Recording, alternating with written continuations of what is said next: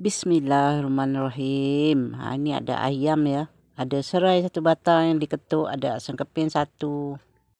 Satu kotak kecil santan dibagi dua ya. Satu dicampur air. Satu tu santan pekat ya.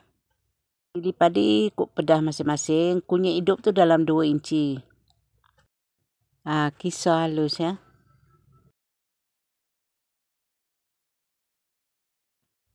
Masak cili tu tanpa minyak ya.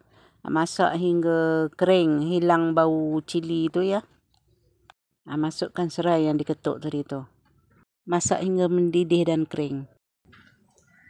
Jumpa lagi. Assalamualaikum warahmatullahi wabarakatuh. Hari ni Upah masak ayam masak lemak ya. Nak tunggu bahan-bahan tu kering. Apa khabar sahabat semua? Harap sahabat semua sihat selalu, dimurahkan rezeki, amin amin rabbal alamin. Bahagia selalu. Jom kita tengok. Cili nampaknya dah kering ya.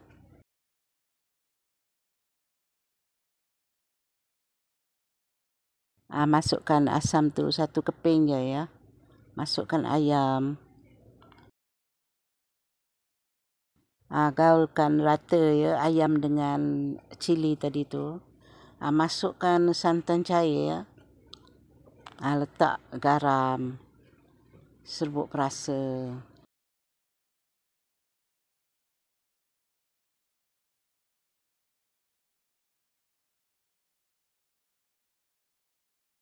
Tutup ayam tu biar dia masak betul-betul.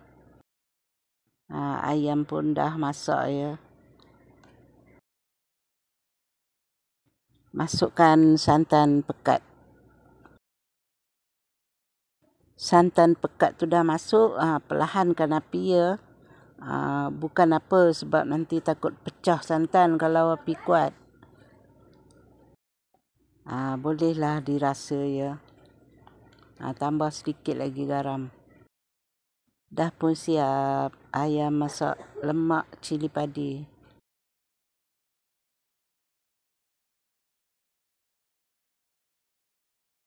Bolehlah dimakan dengan sambal belacan kalau suka ya.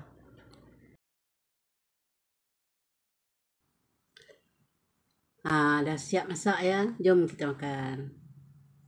Bismillahirrahmanirrahim. Allahumma amin. Cepat makan.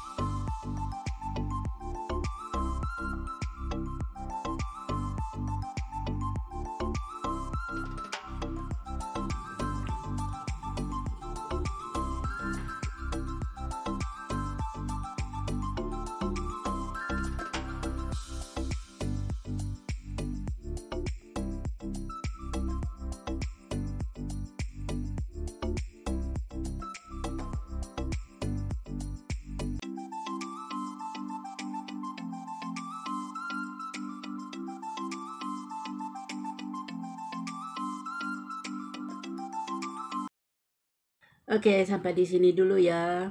Jumpa di lain video. Okey, bye. Assalamualaikum warahmatullahi wabarakatuh.